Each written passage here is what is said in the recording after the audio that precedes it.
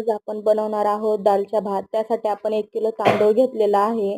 नंतर आपण तेल गरम करून घेतले, त्यात खडे मसाले टाकून घेतले आणि जेवढं भातासाठी पाणी लागणार आहे तेवढं पाणी अंदाजे तुम्ही टाकून घेऊ शकता। आता दुसऱ्या गॅसवरती आपण कुकर ठेवून त्याच्यामध्ये मुगाची डाळ, तुरीची डाळ आणि मसुरीची डाळ घ्यायची आहे। टोमॅटो, हळद टाकून चवीनुसार मीठ टाकून कुकर लावून घ्यायचा आहे।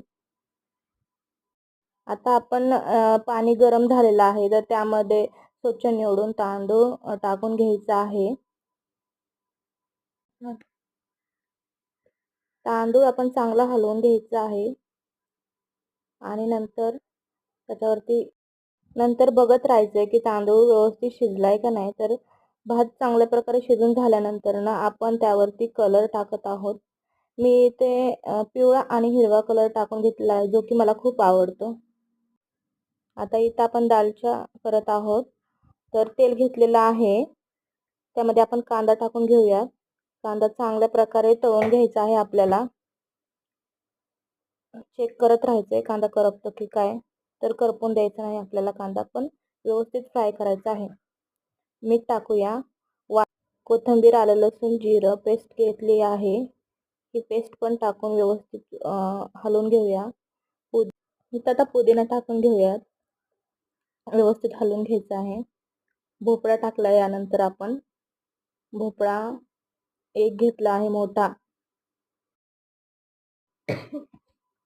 व्यवस्थित सगळं हलवून घ्यायचं आहे। चांगल्या प्रकारे शिजला पाहिजे भोपळा। त्यामध्ये आपण आता पाणी नाही ऍड करणार आहोत। नंतर आपण आंबट चुका टाकून घेऊयात, तो पण चांगल्या प्रकारे हलवून घेऊयात। व्यवस्थित मिक्स करायचं आहे सगळं। इथं दालचा मसाला घेतला आहे 1 पॅकेट, आपण पूर्ण पॅकेट 1 टाकून घेतला आहे मी मसाल्याचं। हे पण मिक्स करून घ्यायचं आहे व्यवस्थित।